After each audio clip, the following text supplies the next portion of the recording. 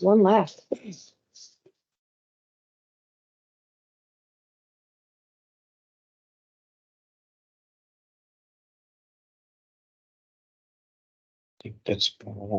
think that's it, right? Randy's here. Oh, Randy's got a son. Jennifer. She's not here.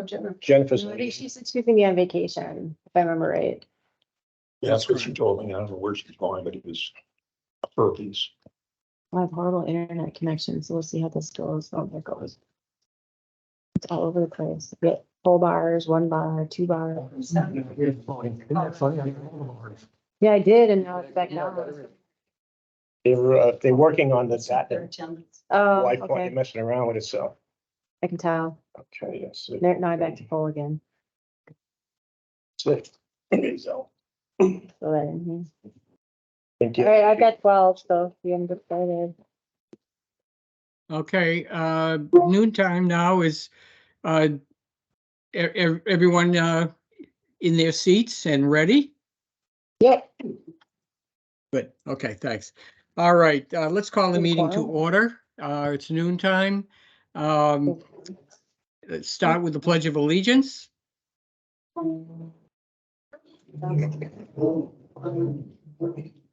I pledge allegiance to the flag of the United States of America and to the republic for which it stands, one nation, under God, indivisible, with liberty and justice for all. All right, we'll Thank you. need somebody to make a motion for Dean to participate remotely. Danny Clemens makes a motion for Dean to participate remotely as the chairperson. Second. Do we have a second? Yep. Larry, yes. Larry Dixon. Larry, thank you, Larry. All in favor? Aye. Opposed? No opposed, huh? And you just have a quorum. We have 4 people in person. That's good, okay. All right, great, we do have a quorum. So, let's do a roll call then.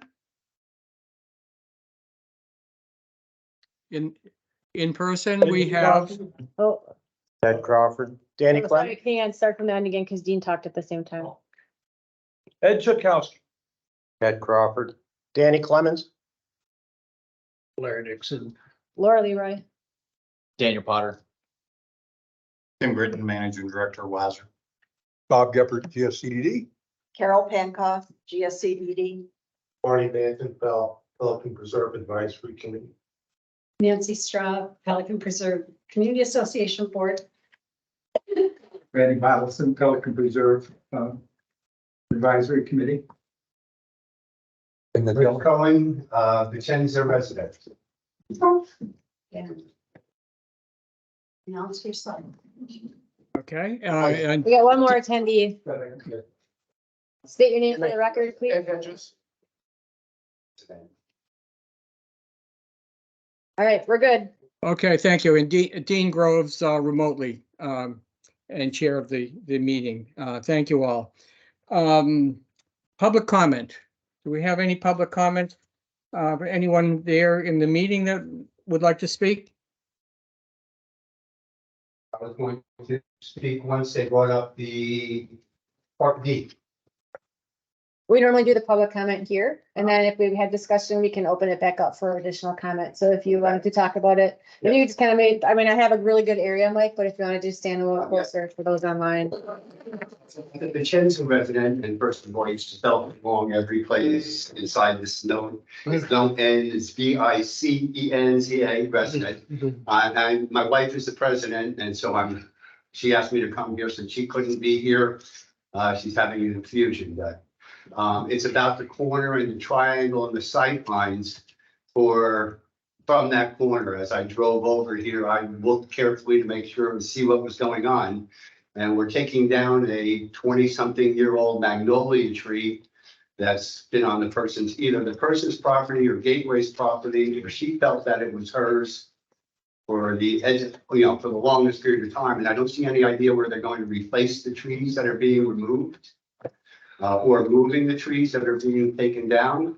And she was also, the resident was also very concerned about her privacy when cutting down those hedges down to the ground, where she at one time had good privacy. So she felt that that was not really in proper interest. It affects the property value, her property value, she feels.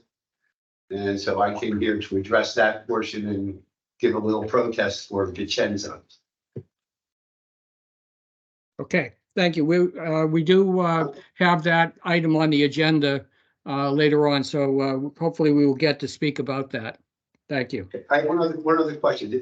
Was that survey that they know that that is Yes. Gateway property? The And how far in does Gateway's property go, towards our house? The survey that was done on the property was to show where the site triangle is for that intersection. That's what the stakes are marking out is Okay. the site triangle. That landscaping was improperly installed in the site triangle, not to any fault of the homeowners. They purchased the home with the landscaping already intact. Yep. And it actually is in violation of code right now with those plants being in the site triangle. And City of Fort the Myers. City of Fort right-of-way Myers And- and the right of way. was staked. Yep. Okay. Okay, thank you. You're welcome to stay. Yeah, it's a public meeting. You're welcome to stay. I want to be involved in discussion on that. Open Are there bar any- later. There's no more public comment. I don't believe anyway. Nope, we're good, Dean. All right, is this, Laura, is this where comments from Jen Lewis might come into the meeting? Are they regarding a specific agenda item? Well, it's input from the public. I mean, it's from the PPCA, so, Yeah, it's public comment. okay. I'll read an email that she sent to me and to Randy on September 23rd regarding this meeting that she's not able to be present for because of a conflict. So she'd be unable to attend this meeting, and she had a few things that she wanted to report on.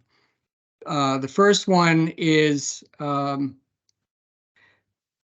with the exception, any further updates, with the exception that Chelsea has put some pressure on Lycan's sign tech to provide action on all the signs for Pelican Preserve Community Association, Stony Brook, and the district in the next few weeks, or she's going to avoid the POs issued and find another service provider. This seems to have gotten the owner's attention, which I would add that's a good thing.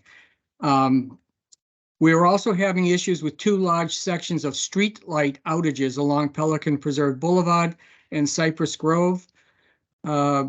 West Coast sent 2 electricians out so far to troubleshoot with no luck. Ryan with West Coast is scheduled to come back on yesterday, to continue efforts. It seems odd that they both went out within days of each other.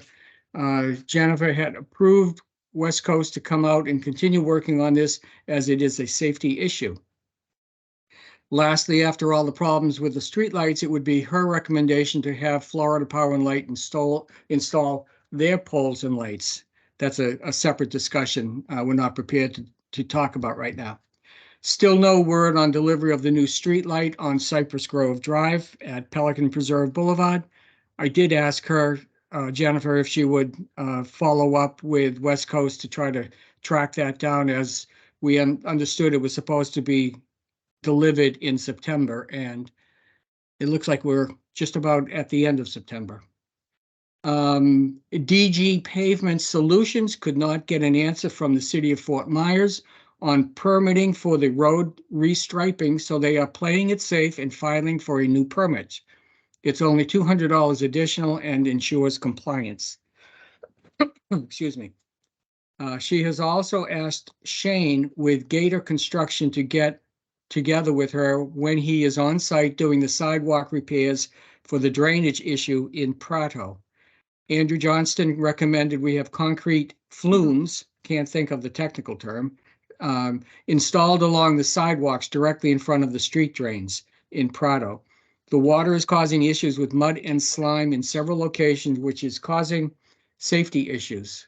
What was installed by Ameriscape in Prato is working okay, but Andrew felt it needed a more permanent solution. And she reached out to Rock Solid again, but have not heard back. I think that is regarding pavers at Matarita, but I'm not sure. It is. We were having some issues because the person she was dealing with was out, and we were having a hard time getting someone, but I guess he's back now, so. Okay. Okay, so that's, those are the comments that, that she had made.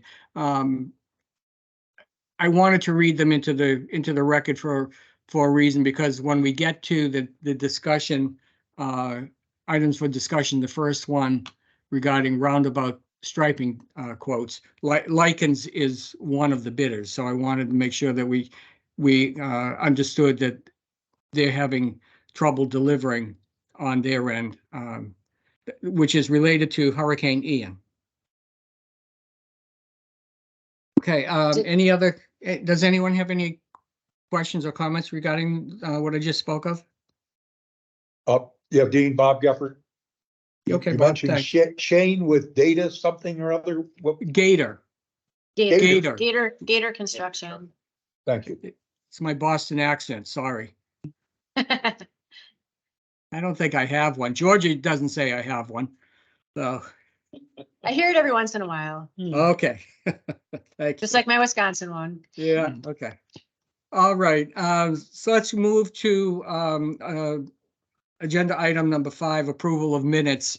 At the last meeting, we did not have a quorum, so we were not able to act upon either the July 31st or the August 7th, 2023 meeting minutes. But let's have a motion to accept the minutes of each of the 3 meetings individually. We'll vote on each one of them. So You for the can fir- do them all at once if you'd like. You don't have to do them individually. Normally, we just ask if there's any changes that need to be made. And Okay. you have 1 motion and 1 second to approve them all. Oh, that'd be so much better. Okay, let's try that. Can we get a motion to accept the minutes of July 31st, August 7th, and August 28th, 2023? Danny Clemens makes a motion to accept the minutes from July 31st, August 7th, and August 28th of 2023. Thank you, Danny. Is there a second? Ed Crawford, second. Thank you, Ted. Is there any discussion, any corrections, any changes that are necessary? Hearing none, all in favor of the motion as presented? Aye. Aye. Opposed? Motion carries. All accepted. Thank you. The financial report, I owe you guys. I'll send that out to the group after I get back to the office. Just a little, well, actually, Jen would actually have to give that. I don't really have it. I will have it starting in October Okay. in November, actually for October. So Jen, you'll have to get the financial report from Jen because I don't have your budget. Okay. The only thing I can really report on is the Weiser contract. So Well, this, Bob, informationally, the budget is approved at $774,500 for the 24 fiscal year. So it's no change. What you saw the last time has been approved. correct.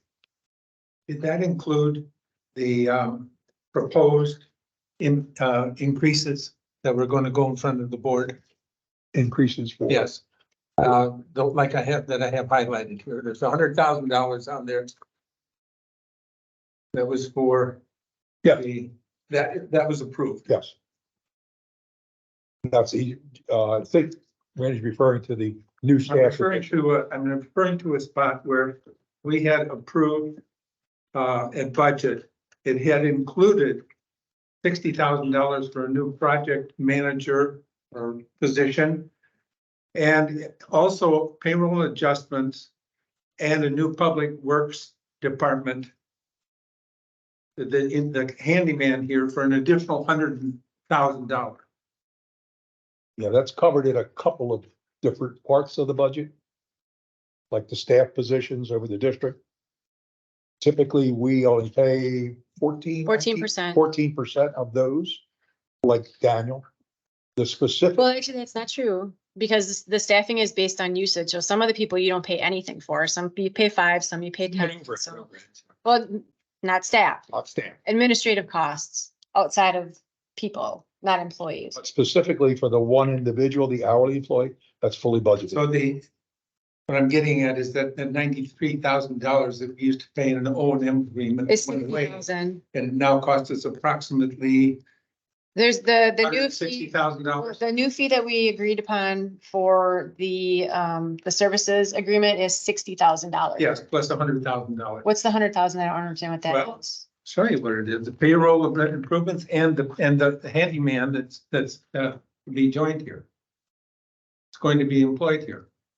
Oh, that's the total. Yeah, that's not just for the handyman. The handyman is not getting paid $100,000 a year. This didn't. So that's your portion of, yeah, that's your portion of. You got. Yes, Okay. yes. And the handyman will be shared by 3 subcommittees, that's that money. It goes, Safety and it's security. O2 is paying it, so all of Pelican. Just so we're clear about this is $160,000. Now, pretty much all the heavy lifting has been pushed off onto subcommittees, including safety and security. Well, and Randy, keep in mind now, in prior years, PPAC paid $60,000 for pressure washing alone. They paid $25,000 for the bridges. So there was $100,000 that went to outside contractors. That's now being done in-house. So it's not as negative as it might look at first. It's actually a major cost saving. That remains to be seen. Yes, well. Yep. Okay, well, I don't know what to say to that, but yes. Okay. Okay, so Randy, did you get your answer there? You understand whether it's in or it's not in the budget? I'm sorry, what's something? Do you understand, did you get the answer that you were looking for? Not that you like the answer, but did you get the answer? But it's all included. Yeah, It's all included. Yes? yes, Okay, thank you. So starting in October, we'll have our own line item budgets, Laura, correct? And Correct. and we'll be Well, no, able October. to track costs against those line items. Yes, so actually tomorrow is Okay. the last day that any of the budget is over here for KW to cut checks or pay bills. So everything starting next week, anything that needs to get paid will be paid by the district because the new budget Okay. goes into effect on Sunday. Is everyone familiar with where to see the budget? Do they know, and are you familiar with, or you want to be familiar with? It's posted on our website. I'm just. Yeah. It's Or if out. you need a copy, just let me know and I can send it to you. It's in PDF. And you'll see it. What'll happen with your financials, the report that I'll give you each month will have a list of all of your budget lines, what your budget is, what you've spent, and then what you have left for the year. So you'll get that each month. And underspent, you're gonna have committed? It includes committed, yeah. Okay. So not only what's been paid, but what you have open purchase orders for and have committed to spend for the year. Okay. Great. Okay, thank you. Let's move on to items for discussion. The first one is Cypress Grove Drive and Prado Drive roundabout striping quotes. This project was something that got started earlier this year with a study done by Florida Transportation Engineering. The board accepted what was recommended by Florida Transportation. They were then engaged to design the conceptual plan and develop a cost estimate, secure a permit, get approval from the city and secure a permit. The estimated cost for the project as submitted to the city was $42,409 total construction cost. And this is primarily pavement markings to reorient or orient the drivers as they traverse the roundabout at Cypress Grove Drive and Prado Boulevards, so that motorists would drive it in a single lane rather than trying to pass within the roundabout.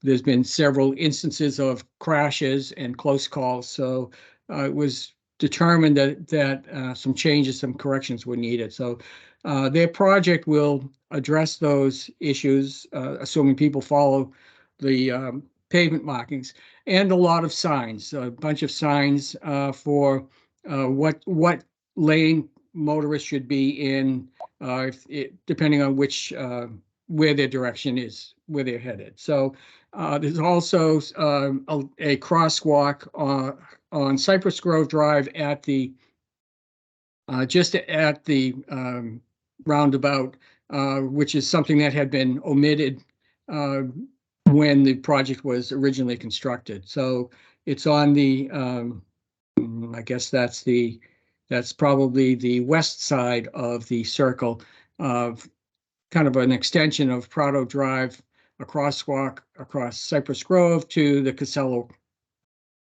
No, what's the other one?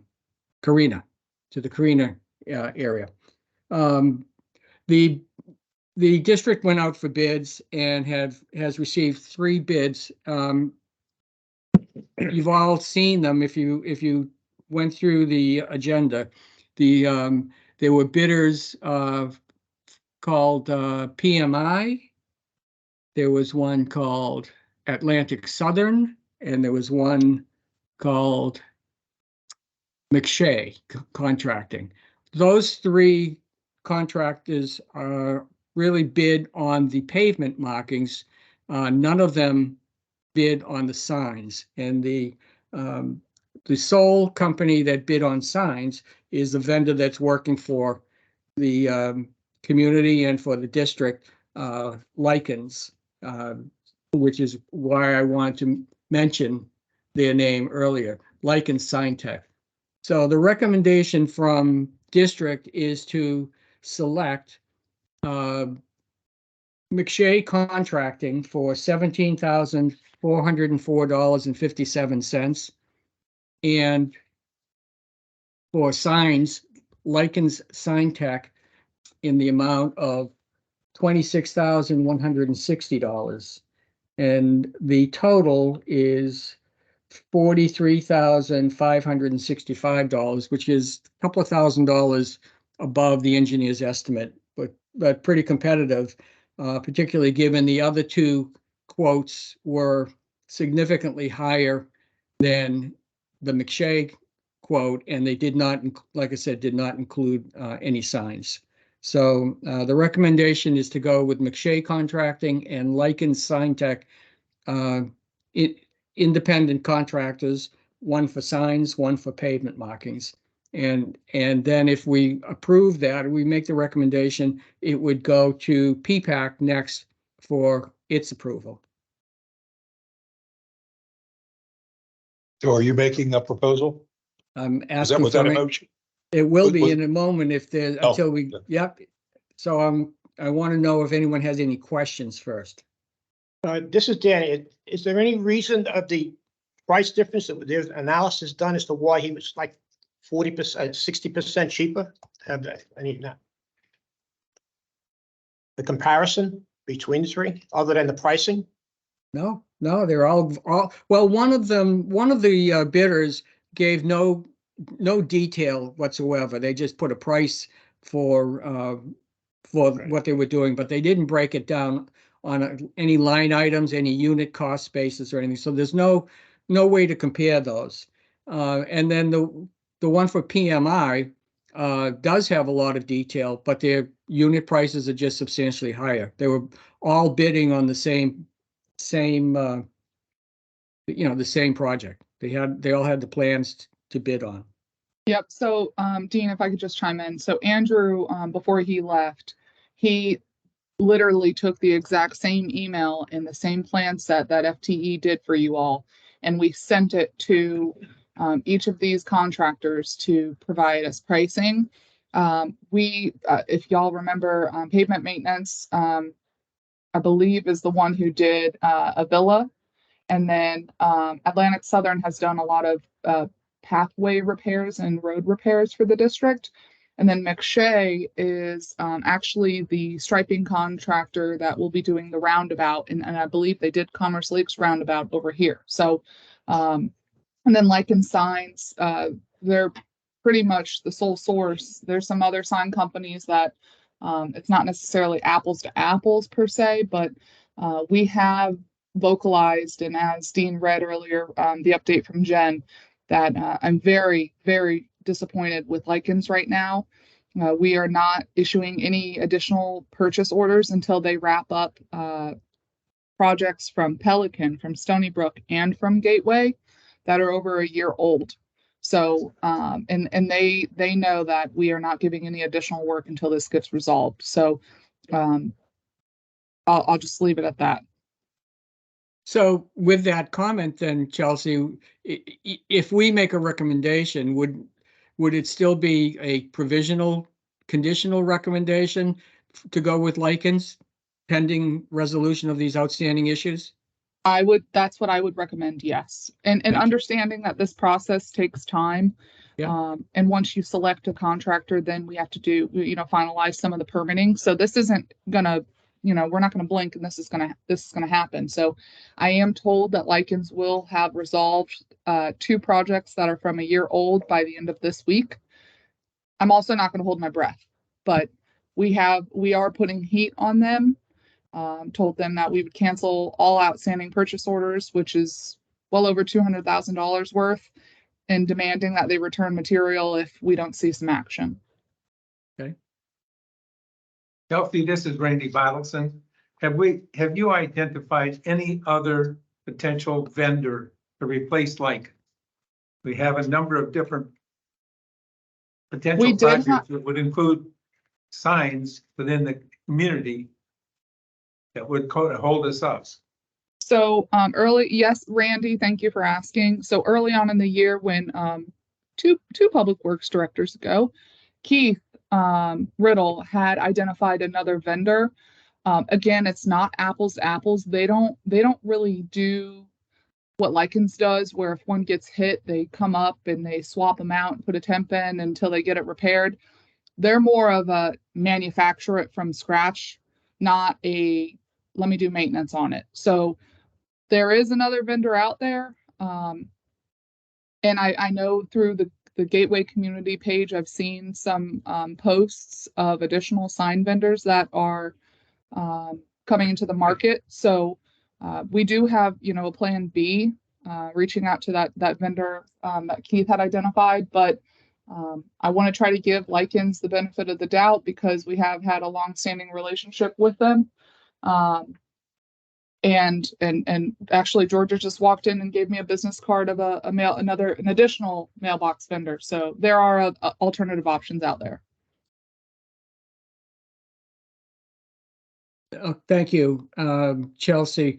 I presume that there'd be no change in cost. Lycans indicated that all of the posts would be paint color would be Gateway green. I don't think that's the appropriate color in Pelican, but my assumption is that black is same price as Gateway green. Would reasonable assumption? It may even be more reasonably priced, but that's something that we can go back and I can ask them. Yeah. Okay. Okay. Do you know, Chelsea, if the vendor that is in line to do the pavement markings, restriping, refreshing on Pelican Preserve, Cypress Grove, and Prado Boulevard, I think, or at least Pelican and Cypress Grove, is DG Pavement Solutions? Were they invited? Did they decline to? I would have to get with Daniel to look in Andrew's old files. I know that he sent it out to multiple vendors. Yeah. But these were, and we actually had to extend the deadline, but these were the only 3 responsive bidders. Mm-hmm. Okay, thank you. So are there any other questions? If not, I have a question. You're talking about 2 different people working on the same job. Will these people work together? I mean, wouldn't it be the one people will paint the road and the other guy brings in the signs and they contradict each other. We don't want that. I mean, they will work together for the painting and the signs. Fortunately, they were both given the same plan set, so it'll be staff's responsibility and this committee to, we all make sure that they're put in the proper locations, but, and I'm sure FTE, we could ask them to come out and do a final inspection once everything's completed. This is Randy again. Would we be able to proceed with that project with the signage painted onto the roads and await the post and signs, or no? So once again, this is another one of these forever projects. Been a year or more right now. So basically you're asking, can we stripe when, like, we need to wait for the signs to be available in order to stripe the road? Well, now, But you're at, the striping, I thought that we were proceeding with that, and we have scheduled October 14th. Oh, you're talking, Randy, I think you're speaking of the. Well, no, I'm not talking about, what I'm talking about is the work to be done at the roundabout. At the roundabout. Because some signs are on the road, visible signs, and others were to be post with, split Yes. highway and so forth. If that's the ones that we get from Lycans, then we can't proceed with that project that's been ongoing for over a year. I guess I'm still not quite sure what you're asking. Are you asking if we have to Okay. hold up the painting So, on the roads okay. before we get the signs? All right, I'm looking at the project, the total project. Yeah, Okay, there's a number of things that are done on the road itself, I understand. striping Yep. and. and that would be one signs. company. And, okay, so can we proceed with that if we can't get the signs from Lycan, know. the post signs? Yeah, why would we hold up striping if we don't have signs? Yep. It's two different components. components of the project. But that was my question. Yeah, that's what I was. Randy. That's all I needed to know. Yeah, Randy, yes, they're two independent projects. We can, that We don't- DG. we don't need to DNG can wait. proceed. yeah. Yeah, So they're I would not- agree with that too, Randy. The pavement markings will be pretty clear as to which lane motorists should be in. The signs will be helpful to inform the motorists as they're driving through the area and approaching the area. So ideally, they would be done concurrently, or they would be done one immediately after the other. But if the signs do get delayed a bit, I think the pavement markings in place will be a big improvement over what's there today in terms of improving safety. And we may have to do something for the community with a message in the newsletter about a change in configuration here to be aware of it. But I don't think it will hold up moving forward with implementing at a minimum the pavement markings. Then my suggestion would be that since they're separate bids, separate companies, that we take the one bid for the road construction portion and in the road sign and present that to PPAC for approval. And do this, the Lycan sign later. Those two, so the signage for the roundabout and the striping for the roundabout must be in tandem. But your D&G pavement marking refresher is refreshing the lines that are out there. Yes, that's a whole separate issue though, and that's already been approved. Yeah, you can't That's proceed been with approved by McShay. PPAC. You can't proceed with McShay without the proper signage. Without Did the can you repeat that? You said this is Danny. You said we cannot proceed with McShay without the signage? Correct. You're you're changing the striping and the lane markings of the roundabout and how traffic is to flow. And you have to have the proper signage to accompany that. And that is what the design is based upon, and the permit is based upon, and the approval is based upon, is the signs and the markings together. But but the signs might lag a bit because of one reason or another. And is that acceptable, Chelsea? Dean, we can work with Lichens to make sure that they put temp signs in if the striping gets done faster than the signage.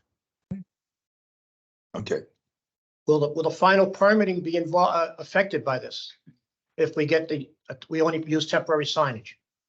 If you No. don't, No, okay.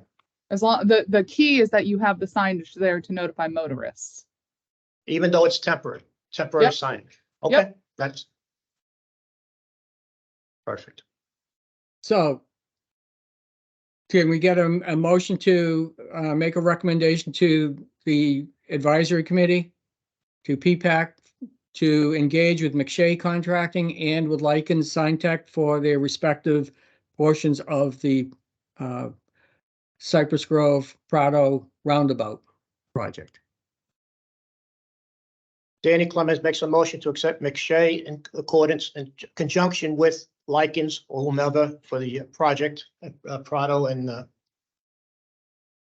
Cypress Grove. Cypress Grove. Thank you. Is there a second? I'll second him.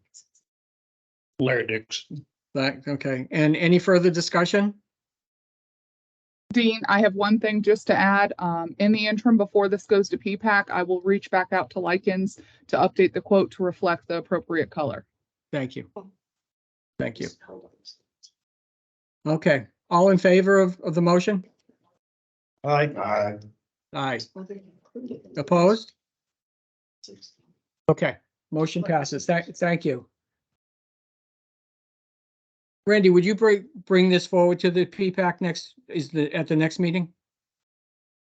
Yes. Great, thanks, appreciate it. Okay, the next item is the fiscal year 24 meeting schedule. The schedule that's been presented, that's in the handout, is effectively following the same schedule that we've been working on the last Monday of the month, with a meeting at 10 a.m.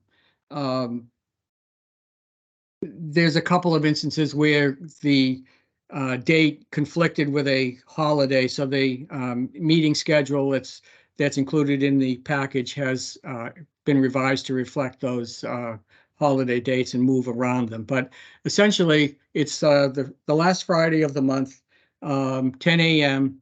and meeting location to be confirmed, probably where you are meeting today in the Pelican conference room. Clarify, last Monday. Monday, I was gonna. Yeah, you said Friday. I did? Yeah. Yeah. Oh, sorry. Wow, I'm glad.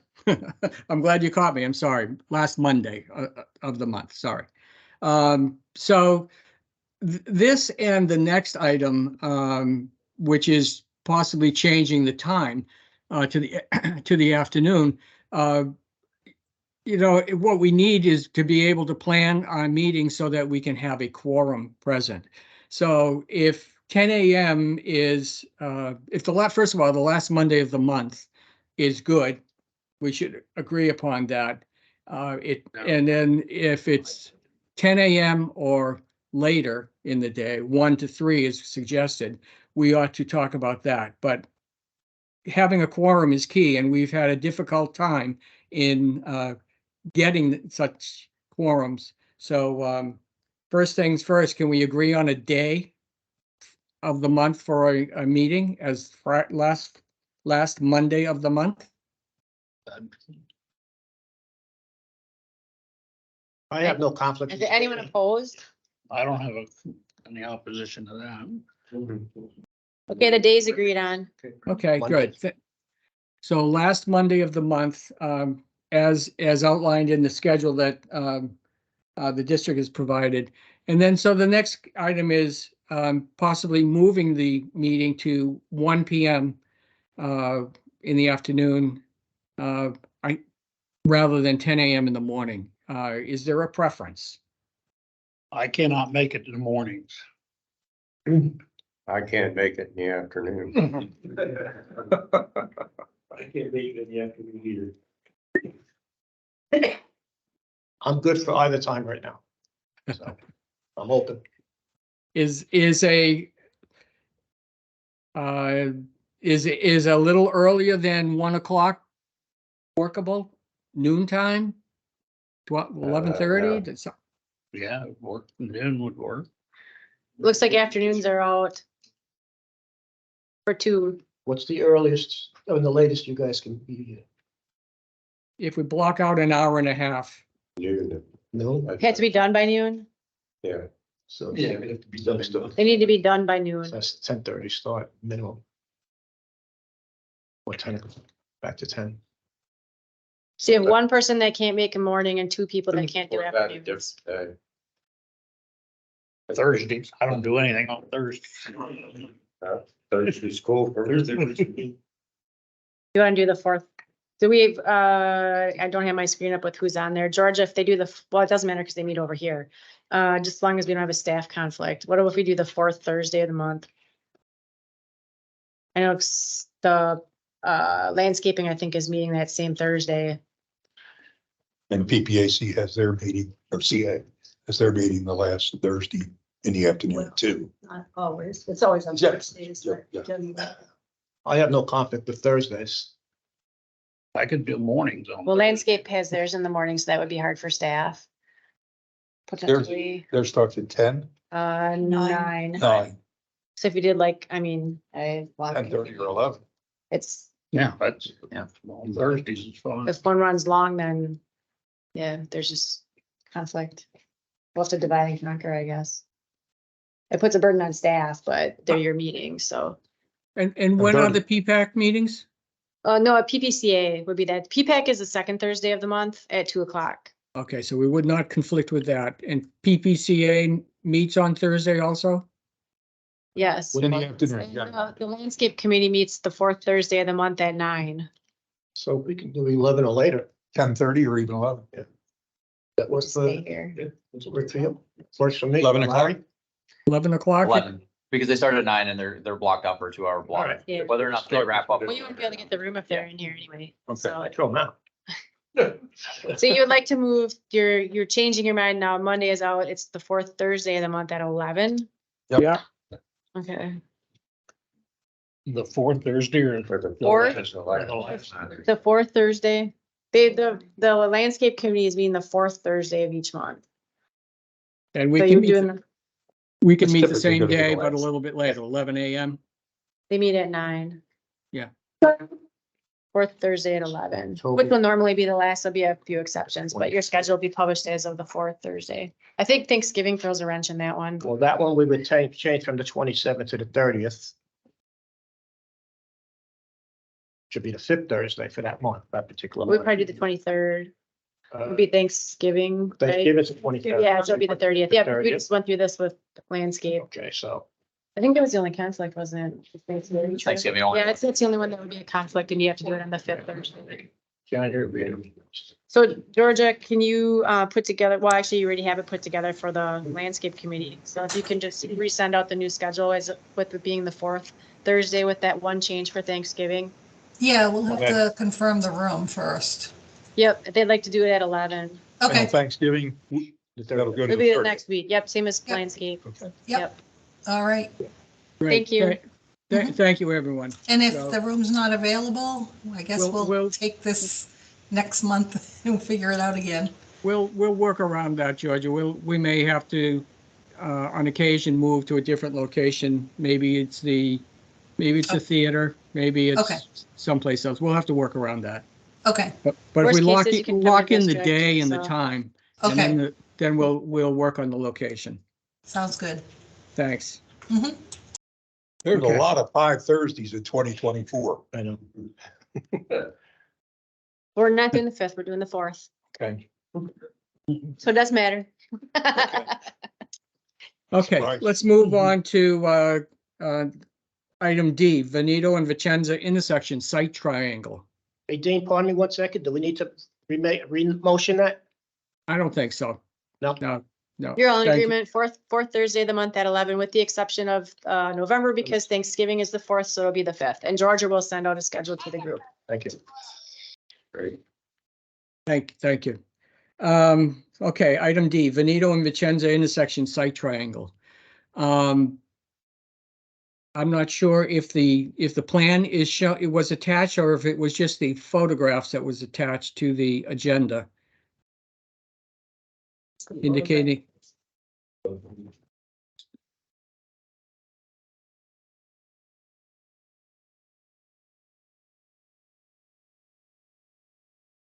Here.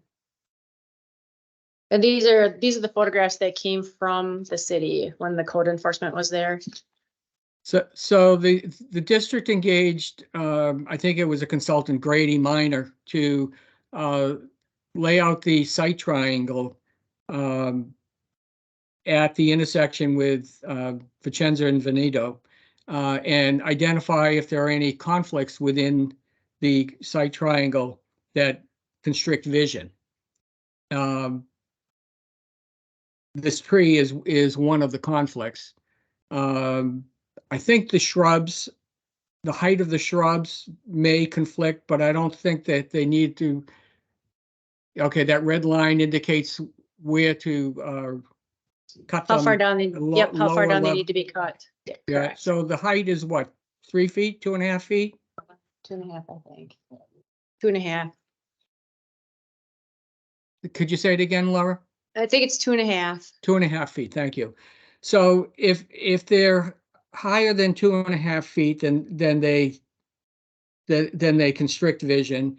So therefore the shrubs are too high and the tree is in the way. And the city would be enforcing the code and requiring removal, is that correct? That's correct. There's actually 2 trees. There's the one that's shown in this picture here, Yes. and then the one in this picture here. So there's actually 2 trees that need to be removed. So who, So is it the same? I think What is the same? Sorry, it is the same. Yeah, one tree and trim the bushes. And I did ask him if there were options. I spoke with the gentleman from code enforcement while he was actually on site. Yeah. And he said, well, there's basically 2 options. He said, remove the tree and cut the bushes. Or you can apply to the city and for a permit to have the tree and the bushes there, and they're gonna deny it and tell you to remove the tree and trim the bushes. So we have to remove the tree and trim the bushes. can we back up a bit? This was kind of surprised at your announcement in PPAC that this was happening last meeting, end of meeting. Take us back to how this transpired. After the fact, it sounded like there were 2 conversations with the city. Who started this particular project? I was directed to reach out to the city to have the code compliance come and review the site. So Chelsea. And Chelsea requested the survey be done on the site and Here, code. let me Yep, go ahead. intervene. Okay. So And why? And why? Okay. I'd like to know why. yeah, no problem. So apparently over some time ago, before I started here, there were the infamous rumble strips that were installed. And the rumble strips, to my understanding, was to slow down folks from speeding on that road. And at the same time, there was concern of people pulling out of the side street. Correct. So that's why the rumble strips were installed. Is that correct? That's correct. Okay. So since then, and since I've been here, the Safety and Security Subcommittee wanted to look at contracted with FTE to come up with alternative solutions for this intersection. And so FTE provided 3 options, Dean, I think. A raised Yeah. intersection with different options and Yeah. then speed humps, basically. Yeah. All of which were not feasible. I don't know.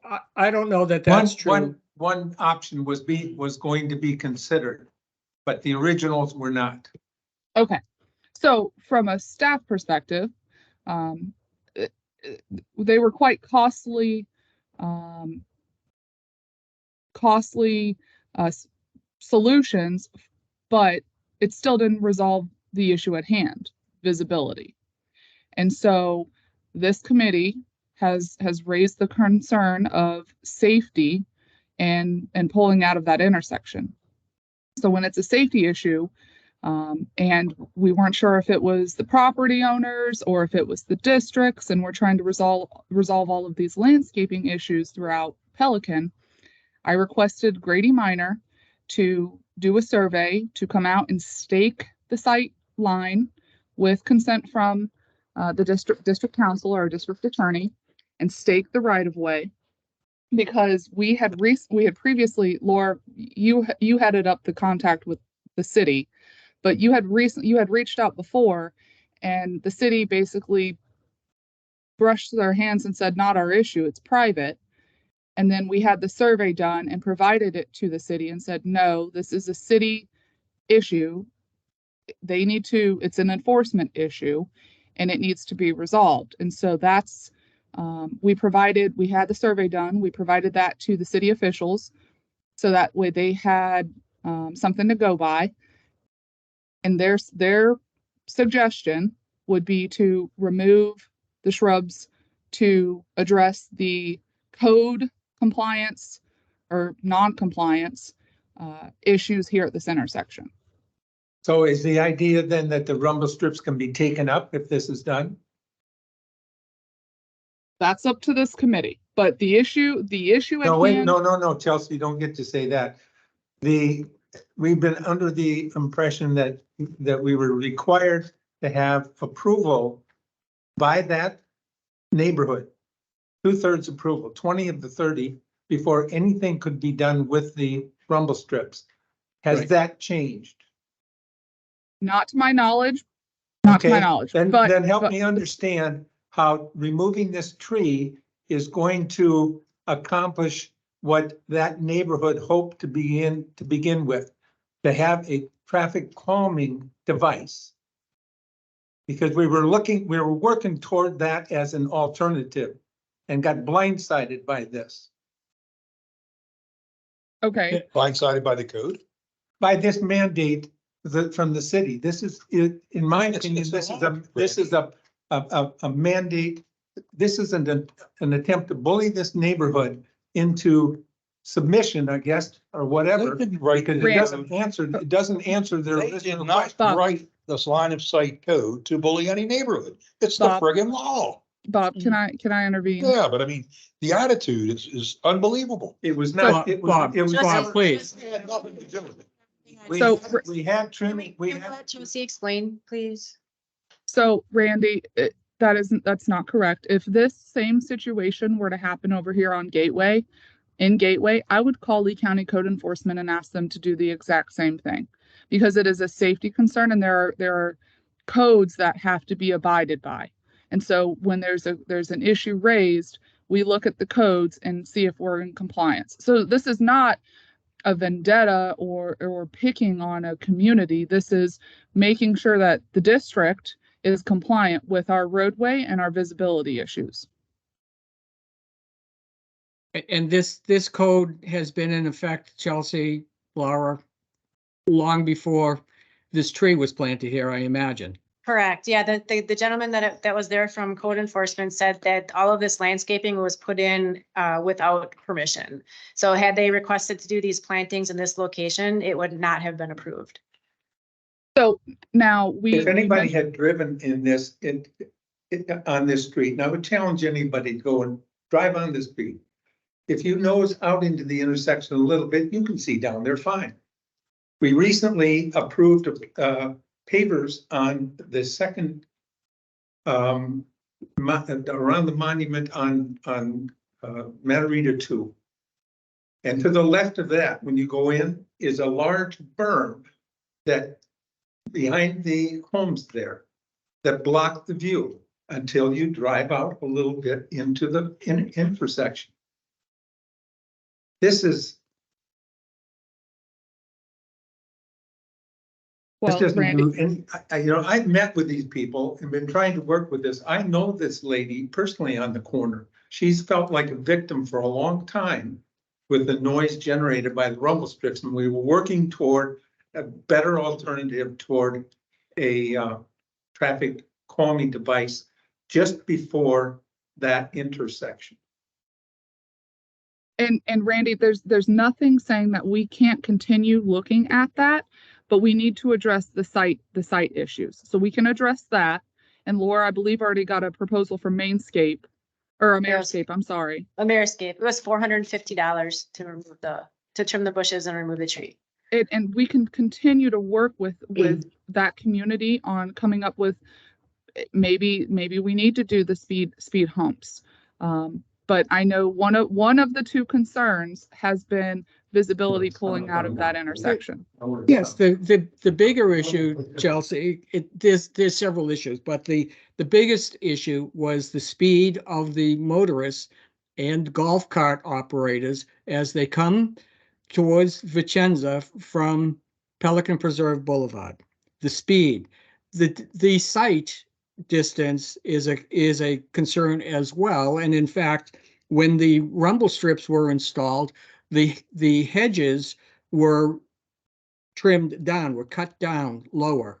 I don't know whether the ones that are identified here were included, but the ones that are closer to the back of sidewalk were certainly cut down to a lower height to improve visibility. And the combination of slowing the traffic and improving somewhat the visibility was hoped to improve the safety for motorists trying to exit the neighborhood. The history of the rumble strips and their acceptance is obviously another issue that had us come back to revisit that. But nowhere did anyone ever, even in the city, talk about a site triangle and the need to lay out the site triangle and see if there's any trees or anything like that are conflicting. Personally, I think cutting the shrubs to a lower height might not be nearly as offensive as removing that tree and the other tree.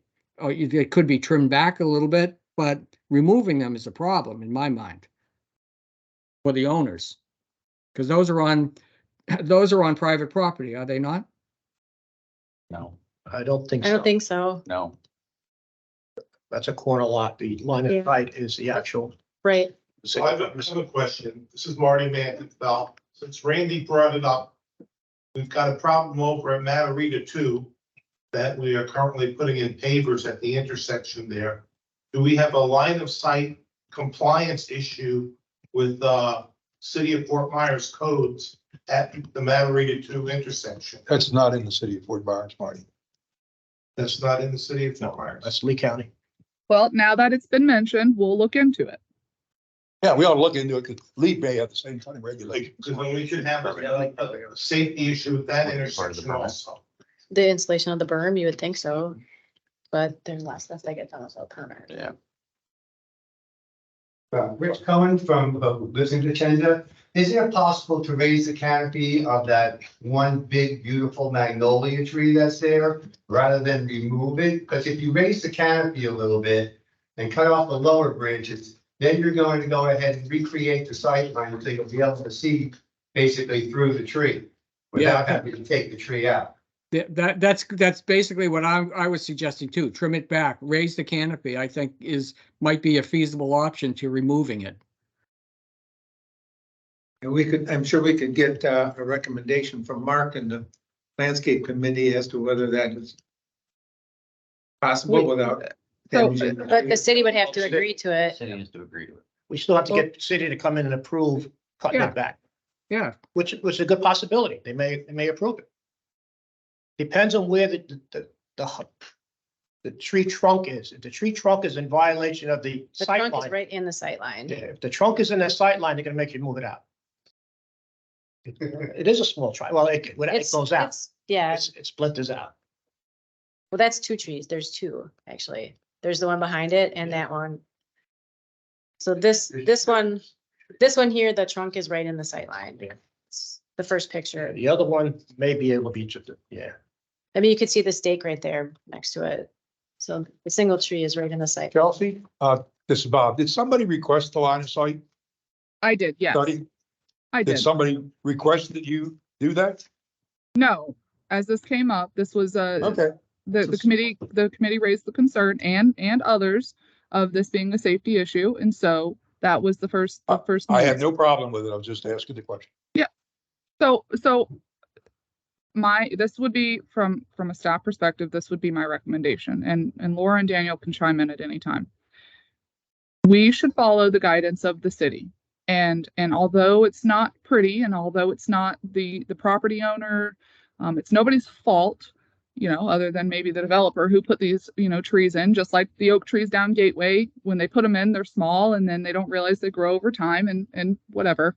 But we need to follow the city's direction to clear the line of sight. And then we can look at addressing the rumble strips. Now, Randy, I've read the city engineer's review of the 3/4 community input. I don't necessarily know that I agree with that, but that is something that we can further discuss and figure out calming measures. I believe there is a mirror that's on the other side of the road, is there not? Yes. Here. Yes. So clearly we've got some visibility issues that we really should be resolving. And we did get the landscape subcommittee up to speed this morning when they met, but we did tell them that you all would be discussing this in length this afternoon. And Randy, our Mark approved the estimate of the $450 to have the trees removed and the bushes trimmed. Does the location of the site triangle, Chelsea, was it actually measured in the proper location? I would have thought that it would be from the exit lane of Vicenza.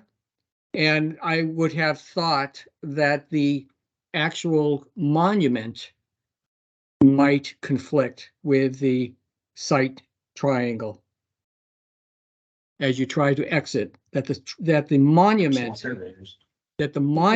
conflicts. I In which- believe, I have to go back and ask the surveyor who did it because it's been a couple months. Yep. But typically it would be measured from the stop bar. Yeah, that's right. And the stop bar is from the lane, not from the center of the island. Correct. Okay, so I believe that it was measured from the center of the island, and the island contains the monument. And if the site was measured 12 feet to the right at the center at the exit lane, and so many feet back from the curb line, it's conceivable that the monument is a problem. But the way that they measured it, it doesn't appear that the monument is the problem. I guess I question the measurement. Okay. Laura, is the survey included as part of the package? Not in this. No, it's not. Okay. So we Nope. should. I would recommend that we table discussion of removing any vegetation here for the sight line until we understand more closely the validity of the site triangle as laid out and how the code enforcement applies. I would prefer that we try to retain foliage, vegetation, trim it,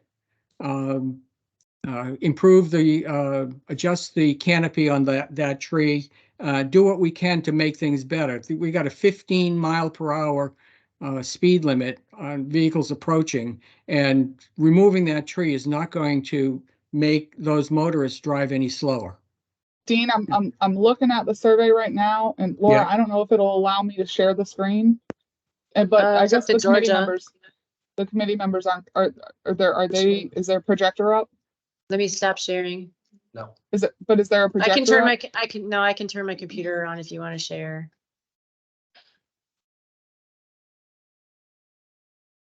Can you see this? Not yet. Hang on. Yeah. Are we in jeopardy of being fined? Yes. We are in non-compliance. So Yeah. if this is the. So it's already a mandate of the city to do this. Is that what you're saying? Yes. Yeah, So then we don't, there's no discussion here. I mean, there's no reason for any further discussion. It's already a done deal. Yeah, but you can appeal their decision based on additional information that you're requesting. If we feel that there's a problem with the line of sight that they used, we can address, they can look into that. It may not change anything. They may say that's the rule and that's it. What does that show us? What is, yeah, what does that say? it's very small, so I have a tiny, just be careful. Yeah. I'll tell you this, from my personal experience, if you drive up to the stop sign, there's a little bit of a limit to Yeah, the see, to they're, the drive. according to the way it That's looks, look a few like they're right in the feet middle of before the the monument. road. So that's You drive the monument you itself. Car up 3 feet And I or agree. so, Yeah. and you can see down the road. Where do they picture that the car is stopping? If this is your sight line, they're stopping right behind the monument. Well, but the line of sight that they're using is in the middle of the monument. Right, That's instead of the sidewalk is over here. If you stop where, you know, the edge of the sidewalk. instead of the straight line. Yes. Yeah, So when you drive out of your road, So Yeah. how do you do it? I stop at the line where the sidewalk is. I look over as I look in that little mirror. It's based on. too. But as I pull out, I'm looking to make sure nobody's coming because I have to watch out for But it's based on. the- go-karts yeah. going around those road Because here's the edge strips of the road. both ways. So- Okay. And And from- It's right, go ahead, you it's see all in down the the middle road of all it. the way Yes, to it's- Pelican So, Preserve but it's Boulevard. based on where the street When is. you pull out to Just that a- point. No, I don't think They use the length of the width of the street to make it. You only have to see 200. Here's the monument. They show, And I can see- clearly show the I can monument. see to where But if you look, this whole thing runs along in the the center. The curve, there is a of that- curve on of Yeah. that part. Did So it's not like they anybody started back from the No, at no, the that's end of the not road. right. Yeah, and then it doesn't help that you have a curve. About this. So it's not like it's a straight- And this is when WCI So built. you got to establish when the guy. This was a model home. I learned all kinds of. When they were building that. Yeah, I remember. Information. I learned all this Can we Which stop is the, why I'm here. there's to too say- much Can we hold it conversation down for a going second? on? Too much conversation. Oh, we were just talking general things about the picture itself. There wasn't anything specific that was being discussed. So I know, but it's It's still- hard for you when you're remote. I understand. Yeah, yeah. So Dean, yes, Chelsea. Looking at this and looking, so they've identified where the stop sign is and we're Yep. basically right where a car would stop.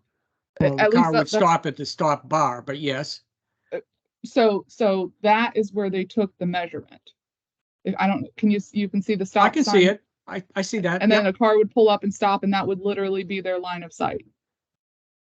Well, So they, I'm not gonna, I'm not one to question a surveyor, but I mean, I can send him a note and ask, can you tell me exactly where you measured this from?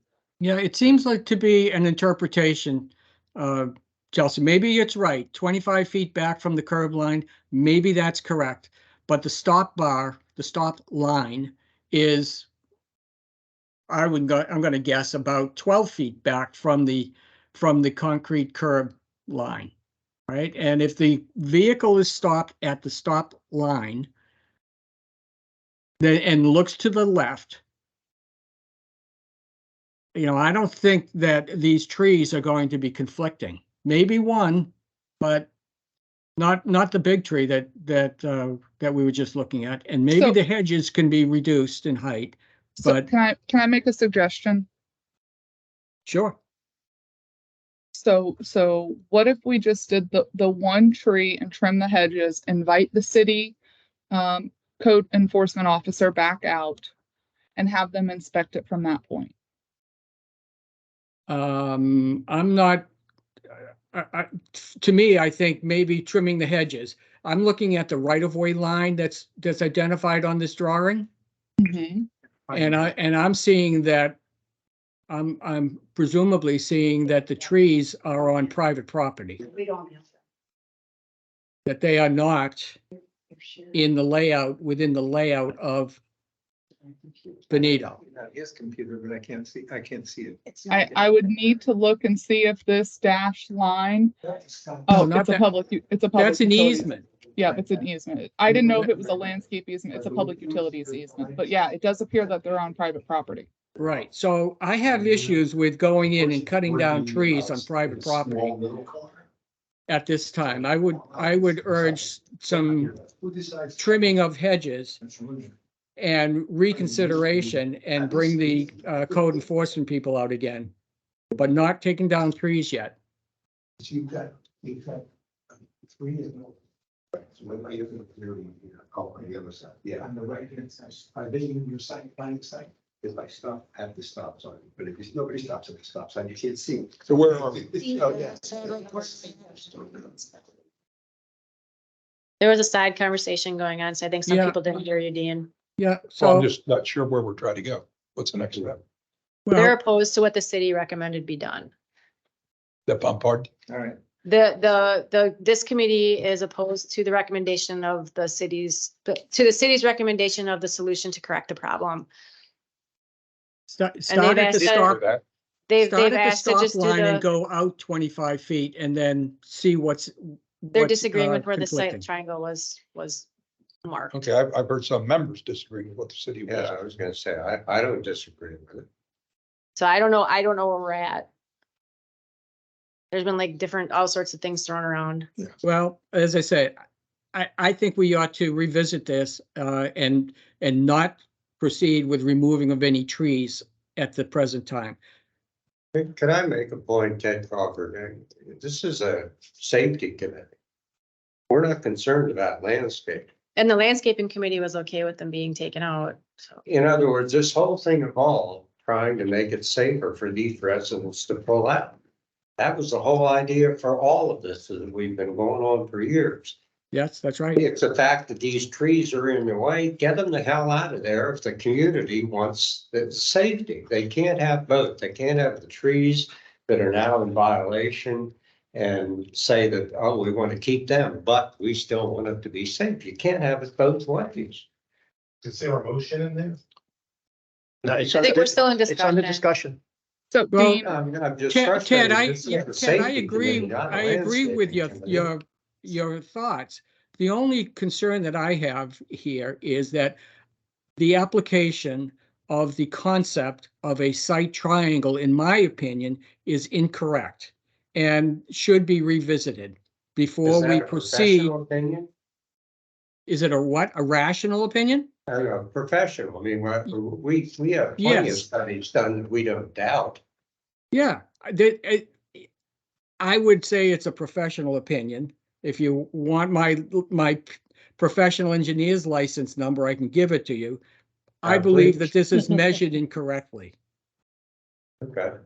Okay, and Now, I'd there's like one- to confirm it before we proceed to remove trees on private property based on what I think is an incorrect application of the site triangle.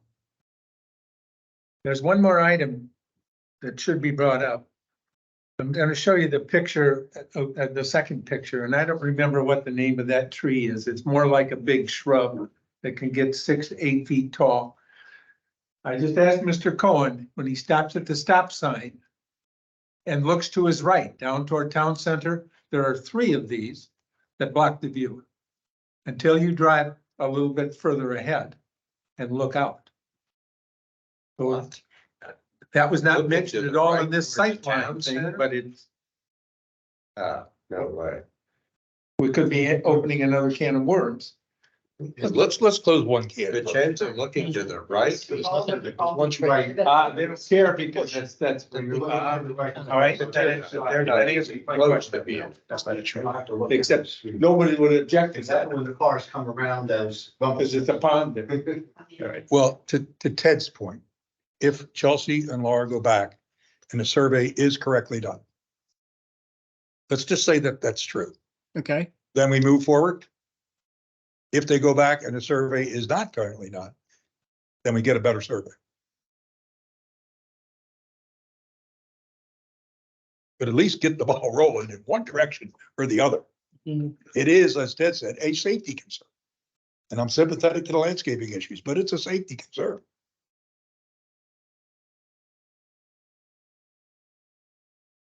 so the reason why that, and I too I often err on the side, and you can ask Bob, err on the side of caution of, doing any work on private property, but this code enforcement issue, code enforcement would go after the property owner, and the property owner is the 2 residents. And that's why from a staff perspective, we asked Ameriscape for a price in the event that, I mean, the burden, I don't know that the burden should be on the property owner if the original developer installed it and it might have changed hands.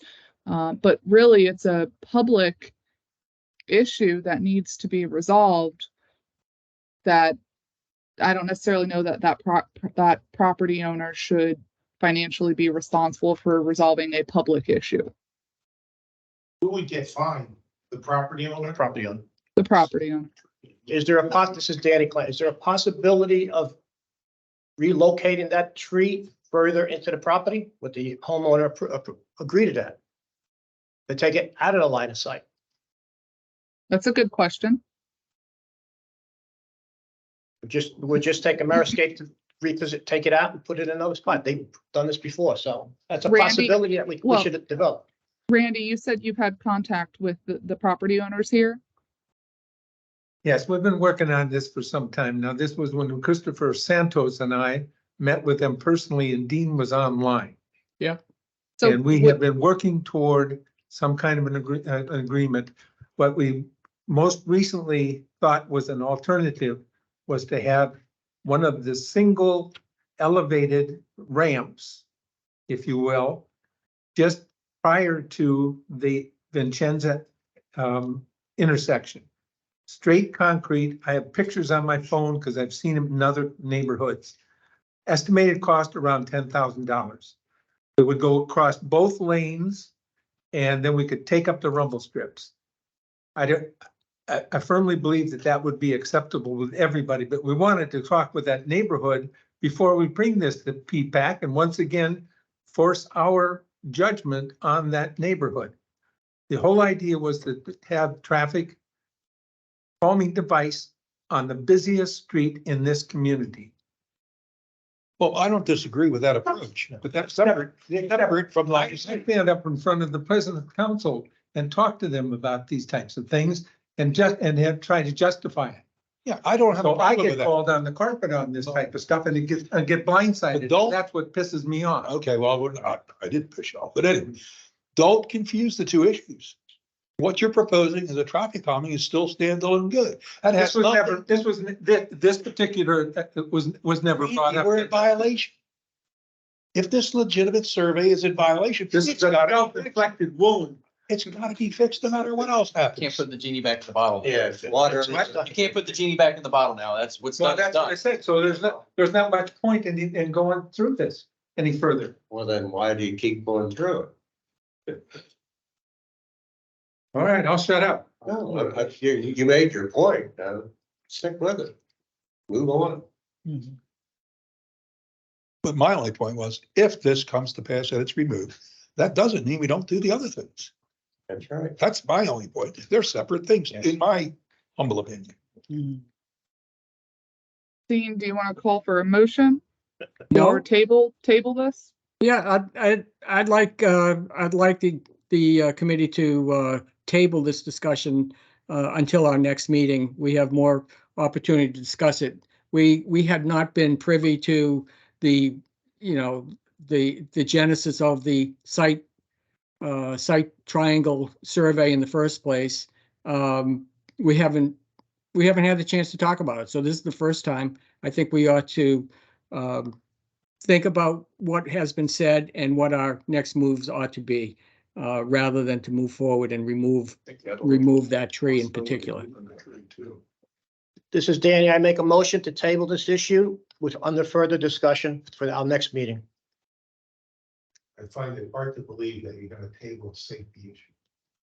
It's a safety issue that can be rectified by clarification in the mandate. So was there a second? Because I heard Yes. the motion, I No. didn't hear a second. Is there a second? I'll second it. Any further discussion? Um, All in favor of tabling this discussion till the next meeting? Say aye. Aye. Aye. All opposed? nay. So it sounds like if I'm hearing the voices right, it sounds like the motion passed. What did it pass, Laura? 3-2? 4-1. 4-4 Four to to one. Now, Okay. just a Thank you. question, is Thank you. if the survey was done properly, what are your next steps? We vote on it. Wait a We minute. vote on it. Okay, Should you? Sounds good to me. Escape and see if that tree can be moved. Well, that'll be discussed in the interim. Well, yeah, in the interim. Can we discuss with Ameriscape prior to that, Dean? We can discuss it with the landscape committee and suggest that we ask if it can be relocated or if it can be pruned so that the canopy is modified and the obstruction caused by these branches might be removed. But keep in So mind, the city needs to agree to that because they're the ones Yeah. that said it needed to be removed. Laura, I understand that, but we need to talk with the professionals first to see what can be done before we proceed. No, I understand. I Okay, understand. so it's not a decision. It's just a what if. Can we trim the tree or can we relocate the tree? So Dean, can you Yes. touch base with Mark Eversman since he already approved the Mayorscape? Yeah. And just make sure that that doesn't get executed. If they don't cut it down today. Yeah. Yes, And- I will reach out to him. And so this committee is clear. We did not circumvent this committee, just because most everything landscaping that comes through from Ameriscape, Mark gets CC'd on. And so that's why he has seen this proposal before you all have. It's in their budget. Right. Yeah, okay, great. But Well, this is I'll talk to Danny Mark. again. I'm sorry, this is Danny again. That proposal from Ameriscape is only for one tree. 2, I'm looking at it right, one tree. 1, the magnolia, right? It only talks about the Brazilian pepper tree, The pepper cut tree. back. Doesn't say anything about the Brazilian removal of any tree. So I'm confused with that. I'll consult with Mark and I'll let you all know by way of communication to Georgia. That's not the right quote. Yeah, this is $600. That's not the right quote. That's for Brazilian peppers to a fence line. That's not the right So it's quote. the wrong one in the, It's the wrong one. okay. Yeah, it's $450. It's for 2 trees and trimming the hedge. Thank you. Dean, your issue was questioning the sightline survey, right? Yeah. Well, can't we have that redone while we're kicking this can down the road? Rather than wait till the next meeting and decide to have it redone?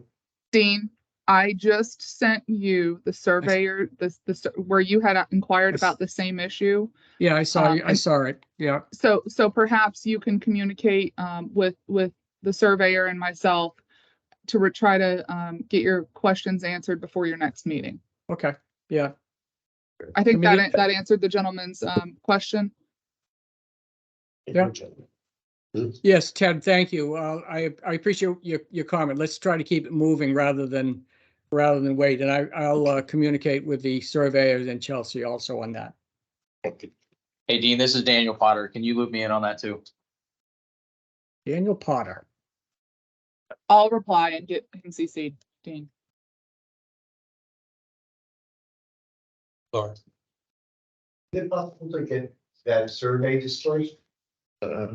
Yeah. You can, if you want to email the customer care box, I can send it to you. customercare@gatewaydistrict.org and request the survey for that intersection. I can email it to you. Okay. Okay, next item on the agenda, Passarella and Associates Professional Services Agreement for GIS Services. Is it by any chance, is Ed Hedges in the meeting? Yeah. Ed, yes. Oh, good. I didn't catch you at the beginning, Ed. Thank you. Ed's been spending a lot of time with Passarella Associates and on behalf of the Safety and Security Group to develop the GIS for signs and streetlights, and there might be one other asset that I'm forgetting about that we had approved several months ago. Passarella is in the process of developing the GIS for those assets. And Ed's been working quite diligently, and we talked about this at the last meeting, providing information to Passarella to create the layers, the GIS layers. That contract got started probably in the last month and a half, and they are in the relative early stages of performing that scope and spending the money that has been authorized. The current proposal is to have a contract vehicle, a contract in place for services that may be needed to be continued in fiscal 24 for about $15,000, if I'm remembering correctly. It is $15,000, you're correct. And if Okay. you look, these guys can't see the screen, but it was in the pack, so it would be for this particular committee to continue layering in the updates and add the streetlights, traffic signs, monuments, roads, right-of-ways, sidewalks, all that would be layered into the GIS. All signed. That's what I said. Yes, you're right, but it's not for new service. This would be for new services, not for services that have already been contracted.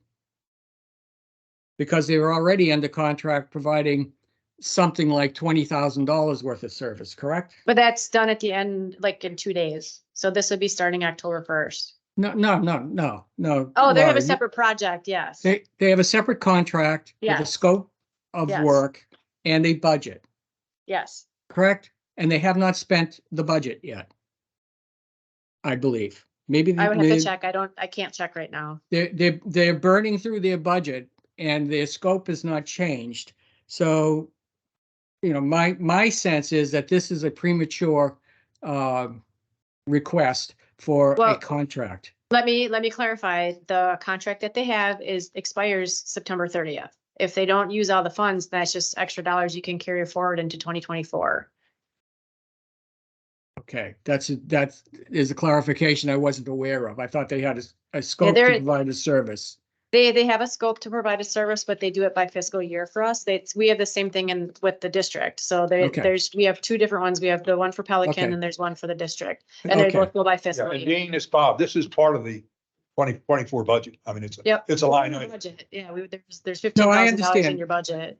I understand all that, Bob. What I did not understand was that their existing contract expires in 2 days. That's what I'm getting at. Because the So- fiscal year ends. Yes.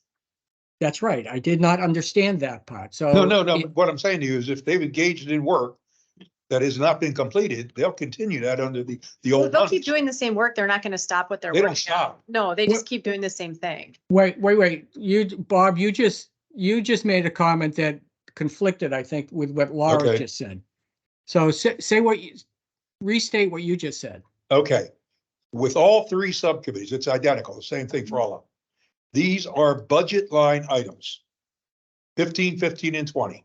Got it. And whether the work gets done this year or next year or whenever, if it was engaged within a certain budget year, it will be completed and then paid for out of those funds. And if they Except- didn't, yeah. Except at the end of the fiscal year, if they haven't spent all the money and it's not allocated, then that money rolls over for your discretion in the future. Does that make sense to you? This money doesn't have to be spent. It's a line item budget. It may or may not be spent. But it's in your budget, in your 774,000. It's in the budget. And- My point was that they have money to continue to provide the service under the prior fiscal year. Correct. So we don't need to authorize the funding. We just need to authorize an agreement. Yes, you're just agreeing to continue services with Passarella for fiscal 24, Not to exceed not to 15. exceed $15,000, Okay, which is your budget. okay. That doesn't give them permission to spend it. You're gonna direct how it's spent, if Right. and when it's spent. It's the Okay. not to exceed. And if you want Okay. them to do more, we can always amend the contract, Right. but for right now, it's not to exceed 15,000, which is No, what I'm you ju- budgeted. I'm just trying to preserve the budget Good. without spending authorizing the expenditure of monies that they've already been authorized to do. That's all. That's all I'm Yeah. trying to do. This just formalizes the authorization of the spending of the money for fiscal 24. But make no mistake, Dean, you and this committee authorize what you want done. Nobody else. It's your budget. Okay. So to the committee members, is anyone else got the understanding now that Bob and Laura have just helped us with, that we should proceed with this? We have services being provided, the work is being done, and if additional funding is needed, then this vehicle would allow us to authorize that money. This is Danny, yes? Yes, I agree. Okay, so then can we get a motion to accept the proposal and present it to PPAC? Is that even necessary? It's a budget. PPAC's already approved your GIS budget for the year. You don't need to take it to them. This is already a done deal. So we don't need a motion for anything. This is just an open discussion. Information. Okay, Correct. Dean, this is Randy. The last time that we brought something to PPAC was about $12,000, and it was to include, I think, all the street lights for the community. Can't remember if there was anything else invited, but once again, these things are a value judgment. Streetlights are not an asset, but the map is an asset. We'd like to know that there's a need to include any additional items on that map before we approve the purchase of that. So the proposal from Passarella is for streetlights, traffic signs, monuments, roads, right-of-ways, and sidewalks. And you're certainly able to change the scope at any time. That's just the scope that they presented. And for them to continue working on those layers and updating the existing layers, that's what the $15,000 is for. And when they get near to the end of their available funds, They will let you know. they let you know. Yeah, they keep very good And then you track. can continue to authorize use out of this money or not. okay. Okay, then I guess we're all clear that the information is helpful. Thank you for sharing that. Sure, you're welcome. Next one, Tetra Tech authorization for road resurfacing for Aviano and Diamante.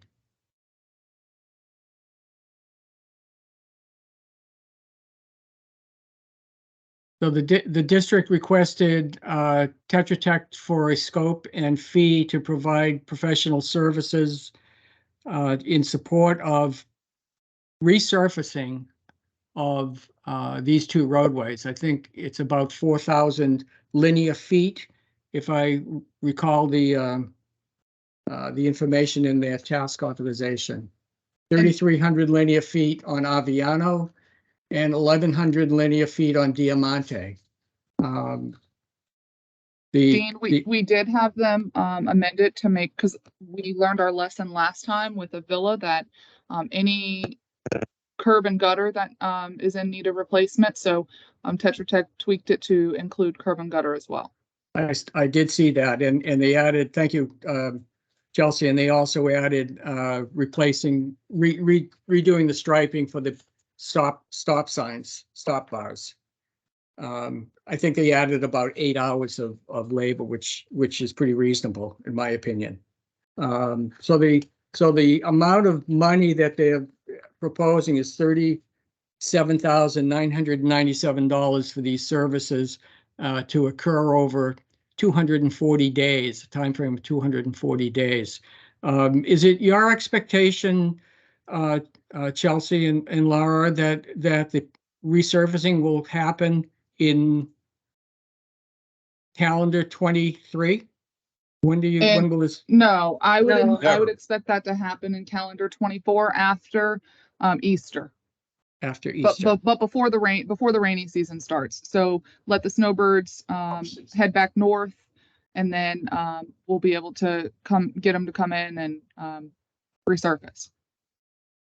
And the determination of the roadways to be done is based upon that Tetra Tech report that, I don't know if PPAC asked for it, the road survey report that Tetra Tech did, these were the first Feedback two asked for it. priority, roads. These were the top two? Is that what you Correct. said? Sorry. Yep. So Okay. the question, Dean, for me, and I've raised this with Chelsea, is this 37,000 is just to do the study, what it costs to do it and get the permits and all that stuff. The actual cost of doing the road probably going to be somewhere in the 300,000 plus range. Now, It was $200,000 for a villa. yeah, and this is, more. So we have it in a capital improvement plan, but that's all that is a Right. vision plan. We haven't allocated any money. So this is gonna have to be deeply considered by PPAC, whether we move forward. I think at this juncture, the question is for this group is, do we think that road is bad enough to justify doing it this year, or maybe next year, or maybe the other year? Bob, Keep in mind, we only put in $200,000 a year for our what do you call that budget? reserve. Reserves. So Let me clarify one thing. So the money was budgeted for in Pelican CIP. Now, the revenue it would be pulled from reserves to do these two roads. So the PPAC approved and the board approved the two roads as part of the budget, but just know it's coming from your reserves. So you're Right. going to be depleting the money from your Reserves. reserves. which is my whole point. I want to make sure PPAC and everybody else is aware that we don't have a goodie bag full of cash. We do have reserves. And if we choose to spend it this way, then so be it. But we're a long way from, this isn't like the GIS where it's already a budgeted amount. This is something that's going to be standalone and quite expensive.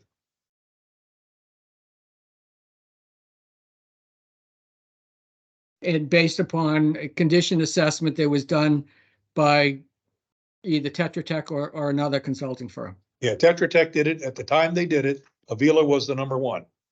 Yeah. I And, think and we had these them go older, out after that then. They did everything. Yeah, They did the whole community. this And is, these this was older recent, yeah, this was redone? Laura? recent. It was recent. And this is at Hedges, and Azura is third on the list, so it would be in 25. And I live on Azura, and we had drinks on the drive the other day, and nobody can believe that the road is in that bad a shape that it needs to be resurfaced in 2 years. So, Right. You're a brand new community as compared to the roads that have been here for 25 years. yeah, it was third on the list, so it would be scheduled for the following year, and well, It's on a schedule. Yeah.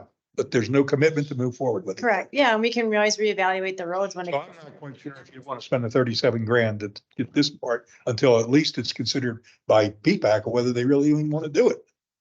But that's, Or you could choose to only do tasks 1 and 2 for a bright 24,000 and some change, and leave the limited construction phase services for after you get the bids back to see if it's something you want to do. So it'd be $20,000 to design and $4,500 for bidding. So about 25. preparing the paperwork for bidding. Yep, they would actually, they would attend all the meetings. They would actually put the bids together, make a recommendation and everything. So that's all part of the bidding process. I'm gonna put this is Dan, I'm gonna put my ignorant hat on. Why do we need the design for resurfacing? Whole permitting process we had to go through. I think that's a good question. It's based on the value of the project. Mike, And I always yeah, past wonder the dollar with sign. these, Sorry, I was answering the question. It's past the dollar sign thresholds for the municipal code for roadways. So getting into it. They got to tell them where to core sample and Yeah, things. just There's a lot to it. samples that have to be taken throughout durations and distances and on the roadway, the type of soil being laid down and then. It isn't just laid out. It's not just, It's yeah. a lot. Which Also, but ripping the up dis- the old, Oh, absolutely. Yes, yeah, yeah. Mill and pave, right? Yeah. Subsurface Yeah. and then looking at manholes and everything else. okay, Yeah. that's With curbing being included potentially as well. no clarification. could you answer this, please? We spent tens of thousands of dollars for this road survey. 48,000, I believe it was. Is there anything in there that's redundant that we're gonna be paying for again when we get this? The I'm survey, always floored with the costs of these engineering studies. It just sure. blows me away. Absolutely. The survey that was done was for them to come in and evaluate all of the roads inside of Pelican Preserve. So, and to help them determine the conditions and make the rankings for the roads that needed to be redone.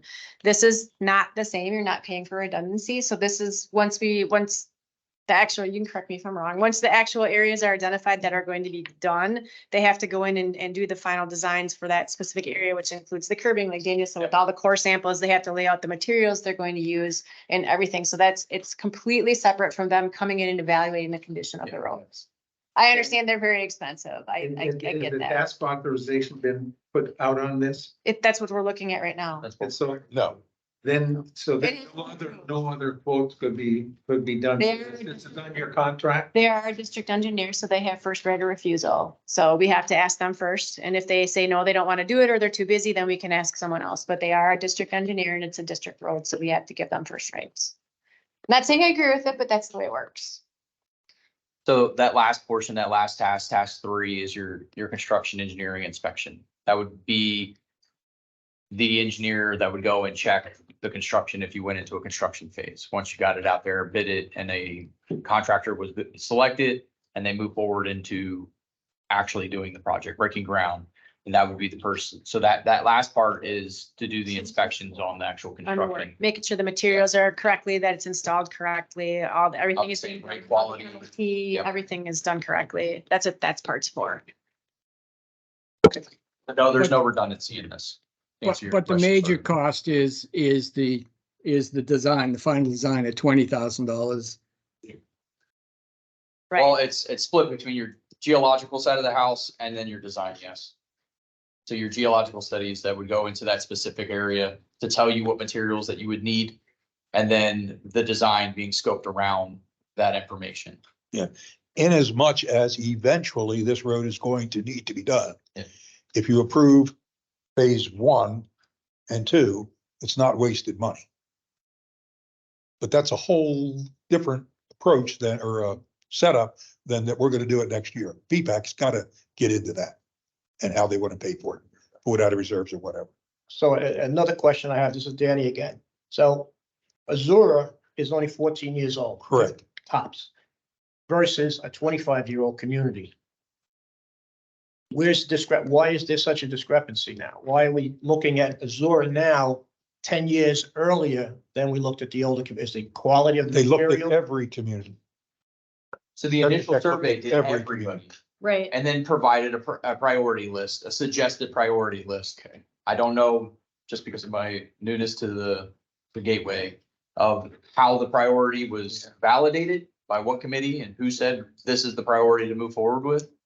But it was based on the conditions that was set from the original. I'm sure some of it has to do with the fact of how the roads have been cared for since they put in. Some of the HOAs are less frivolous with their funds and are willing to spend more money in maintaining the road. Feelings like that, right. So there's a lot of. Lot of variability.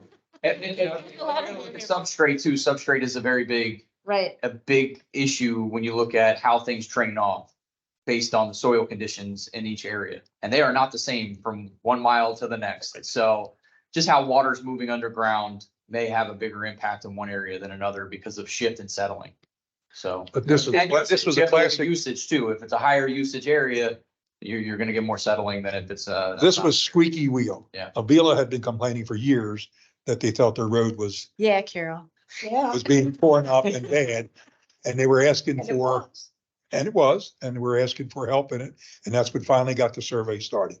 So I mean, there's more to it than just the age of the road is basically what I'm trying to say. Well, Because I bring and it up because there are other older communities that are not listed. Well, I don't know what the whole list that may, in my opinion, may be worse than Azura. Yeah. Every cul-de-sac has issues. Yeah.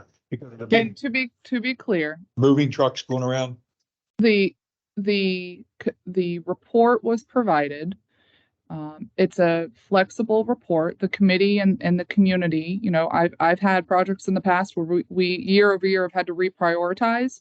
And if over the next year, Azura falls lower on the list and, you know, the community says we have issues over in Karina, then that's something that the committee and PPAC can review and discuss year over year. So we're not forcing anybody's hand. This was just, it was brought up as part of the budget cycle. I asked Tetra Tech for the TA. If you can choose to move forward with it or not, it's totally up to you. No dollars have been spent yet on this. I just need a clarification. Yep. And we're not really talking about Azura right now. All that's in front of us is Aviano and Diamante. and Diamante. Like here in every street, in the neighborhood in the last 2 weeks. Isn't the average life expectancy of a road in Florida, like we have in our community, around 20 years? Sorry, say again. Life expectancy. Isn't the life 20 expectancy to around 30 20 years, depending on road maintenance schedules and upkeep Yeah, and particularly, usage. yeah, particularly for a low, Danny, that was the idea. A low volume Community community. should be in poorer shape than the newer communities. You're on one of the newer streets, I'm sure. tree line gets a lot more abuse than Aviano does. Bigger trucks, a lot more traffic. So it's all those factors come in. Okay, thank you. So I guess where are we at on this? Do you approve all of it, part of it, none of it? I'd wait till I'm very PPAC does confused. something. Does they want to do anything? So we're just gonna pass, we're gonna hold on this for now? What does the committee Authorization? want? Gentlemen, what do you want? What's your position on the Tetra Tech proposal? Is it something we want to move on? You want to hold? Split This it is up? Danny. I would suggest we hold pending what PPAC is going to allow or if they're going to authorize. Well, you have to take a recommendation. We to have- them. They won't authorize they won't anything author- without your recommendation. This is all part of the, transferring of some responsibility to our committee. We haven't weighed in on roadway maintenance in the No, we past, so this is new. This is new territory and And Dean, delaying till next month is totally fine. Again, I didn't anticipate construction happening until early 2024. So delaying this a month, not a big deal. Sure, we figure you probably need about 60 days for bidding. By the time they put the bid together, put it out, wait for bids, make a recommendation, you're looking at a couple of months there too, so. And with paving, not until after the snowbirds are gone, you got time. Okay, So you don't have to do it today. This is Danny. I make a recommendation. We table this our next meeting with further information made available to the members. yeah, I agree. But what I would also like to get, Danny and the district, if they could provide it, is a copy of the condition assessment report Yes. that Tetra Tech had developed. Sure. So that we can look to see what's coming down the line as far as their position, their recommendations are concerned. I agree. Yeah. We will add that to the agenda item for next time. In PPA's meeting minutes. Thank you. Yes. Get a second. I'll second. All right. We got a second by Larry Dixon. Okay. I didn't realize that was a recommendation was a motion, but okay. Any further discussion? All in favor? Aye. Aye. Opposed? Okay, thank you. That passed.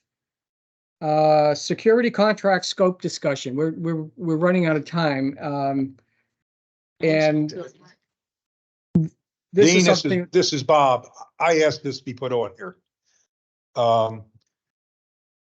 In the current contract with Wiseman, they are not only taking care of the guardhouse, but the Rover.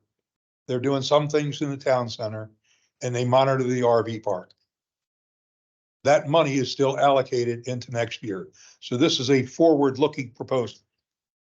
In the past, we had some discussion about breaking off the Rover, the town center and the RV to another entity. Because it's not strictly a district asset. The community association was really not interested in picking up the cost for those other things, although they saw, some merit in the discussion. So the reason that I'm bringing this up is because it won't be decided for a year. But I would like to go on the record that the Safety and Security Group feels it is to the benefit of our residents that we maintain the current services. Guard Shack, Rover, Town Center, and RV Park. And that's exactly what we have in the current contract. This will affect post orders. It'll affect a lot of things, but that's why we're trying to get it out way, way early.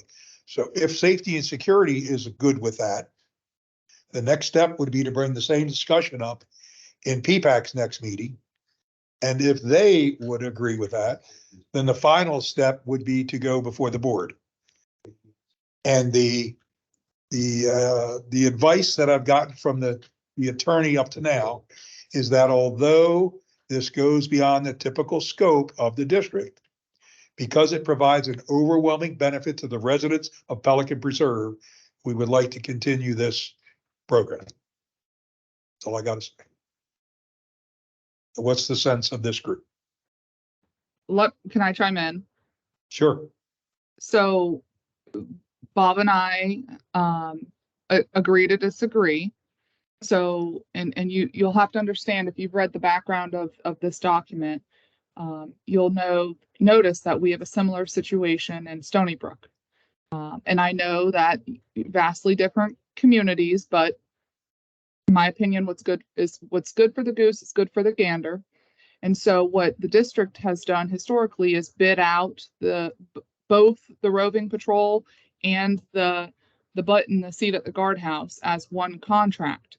But over in Stony Brook, their HOA, because they want to dictate what that roving patrol does and what they're looking for, the HOA has picked up the tab for the roving patrol, and then the district pays for the butt in the seat at the guardhouse.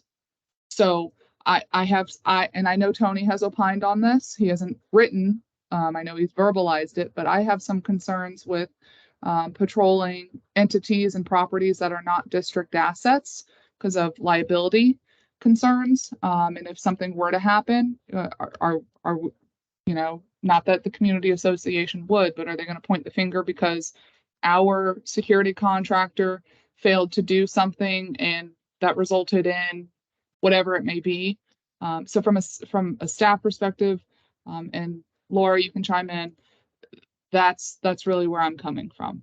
And I'm with Chelsea. We both agree to disagree with Bob. Okay, this is Danny. I disagree with that assessment based on the assets for Pelican Preserve, CDD assets. Have they expanded or diminished from what they used to be? It used to go all the way to tree line, up to Colonial Boulevard, both centers. That correct? The town center, I think. We don't even own the road up to the town center or the. Only up to Benito. Yeah, only up to Vicenza. So then I need to know why the roving patrol exists. What's the purpose of the roving? What assets are they patrolling? They're patrolling private assets, not district assets. So and to be clear, the contract is for access control. It is not for security. It's not for roving. I know that that's historically the way that it's been handled inside of here. So, but that's some people. The contract is not it's for gate access control. It's not patrol the RV park, which is not a district asset. It's not to patrol the town center, which is not a district asset. It's not to do the golf course, which is not a district asset. So it's to control access. But there's like that gray area, like we've talked about when we were reviewing the post orders, where it's kind of sticky, which is the same situation we have in Stony Brook, where the roads, with the exception of a few very small areas, are public. So we can't stop people from coming into the community because they're public roads and you have to allow everyone access. So being sensitive to the way things are always done, and I hate that term, not hate that, that's how it was happened. And the fact that there are expectations of the residents because of the way that whatever company has handled the gate access has patrolled your community. That's why we're not saying we're changing anything at this point. So this was something that's going to need to be addressed when this contract goes out to bid, when it expires in a year. So it'll be going out in the spring. But let me continue. It says patrol the community. Doesn't say, the contract clearly states patrol the community, not just the assets, the CDD assets. That's what they've done for 25 years. Chelsea, this is Randy. Well, let's answer the first question. Hang on just a second. We got somebody vacuuming. The door's still open. All right. This is Randy. During my time with PPAC, it's been my understanding that the district could not legally pay for any services and or products that were not district assets. And that Correct. everything that we did and we approved was a district asset. Has that changed? No, Well, then, but but then, here's the but. well, it's cut and dried. No, it isn't cut and dry. It's far from it. It's a 25-year precedent. Well, it's And one thing to have, And the attorney, could I finish? May I finish? And the attorney said that these ancillary items provide an overwhelming benefit to the community. Right. That's the difference. Did he put that writing to you? We could, I haven't got it. It's all going to go in a meeting. And this comes to be a board decision, what we're trying to get. And We're the trying community to- association totally supports the position that we've had historically. They want us to Well, continue. Right. the support, it also comes along with who pays for it. We pay for all of it, regardless of who we give the It money just to. depends on if it goes to the district and we cut the check or if it They- goes in they- here anyways and There's we no change in keep money. the It's the the same. check. Yeah. But again, this is Dan again. In attachment A, it clearly states the privacy control company is responsible for controlled access to the community 24/7, as well as providing a roving patrol officer to continually survey the community, not the CDD assets, which they're doing anyway. The contract that they signed says they're supposed to do spot patrols at 25 different locations, which they failed to do because they said they can't get into the database. But the district's trying to change. I understand. Okay, No, I'm just okay. going by what we're For talking clarity. about. And so the clarification is to, are they going to abide by the contract that they signed? Or are they going to do what they want to do? And I can bring up a couple other points. One being, we're paying for 3 guards in the morning when they're only supposed to have 2. So they're overstaffing on purpose with no oversight. That's a fact. The patrol vehicle is off-site many times, mostly at night, not in-house. So that brings, my question is, where is the oversight of the contract that we're paying over $300,000 for, if not more? Well, there has been none, and there There won't be is till none. October 1st. But that's why we got Yeah. this committee. It starts on Yeah, October but 1st. there's a contract in place that's not being enforced. That's There's no- correct. There's no penalty phase, there's no oversight, but yet we're putting this money out and saying. And have been for we can 25 only years. Address CDD assets for our community, but there's no benefit to the community or the CDD based on the performance of this particular company. And there's no And all of follow-up. all of those things will be taken into consideration because this does have to go back out to bid. And if the committee is Yeah. not satisfied with the existing vendor, that's something to consider. I know, the whole point really of this conversation. So nothing's going to change with regards to the contract and the contract language unless you guys want to over the next year. I don't see the need to. But from a staff perspective, we're gonna start working with you all and drafting the new scope of what we specifically want. And the question is, do we want to include it as including roving patrol, or do we not want to include roving patrol? But but you made a statement, this is Danny again, you made a statement, we're gonna live by the fact that they're overcharging us or giving us Yeah. what that we're not entitled to, I mean, that we don't want, that Yeah. they just write their We own, never challenged them there. they're writing their own check and we're accepting that, that's what you're saying? Yeah, that, I agree with you, Danny. That's exactly what's happening. When which is why we Chelsea, were for it. when you just said that nothing's going to change, it strikes me that what needs to change starting today is enforcing the terms of the contract. When I say nothing's changing, I mean the contract. We're not changing the contract unless you want to. From a staff No, perspective, right. we've told the community association nothing changes until it's time to go out to bid. Got it. Now, if there's operational concerns, Yes. absolutely, we need to address those. Okay, But then let's do That's what that. Danny's talking about. So this is Danny, I want to cut, so how do we address, I know I did it back when I was running the companies. How do we address it now? How do we go forward from October 1st, going forward under this contract that we, as you said, we're mandated to accept? How do we make those changes going forward to satisfy both parties, us and them? What don't So you like you're- about the current? Well, like I said, they're overstaffing, number one, Well, let's investigate that. overstaffing, out of uniform, poor performance. Make a list of those vehicle items. Danny? Make a list of those items. I can, I got it. Danny, If any efficiencies we can get, we all want to do. Monitoring the screens, that's a basic security function. There's no, you don't need to Danny? have a, yes, sir. ma'am, yes. I'm Thank sorry. you. It's I'm okay. passionate with this. Well, but let's use that passion and it sounds like you're volunteering to be the liaison to get them he is, squared away. He is the wiser liaison. He has been.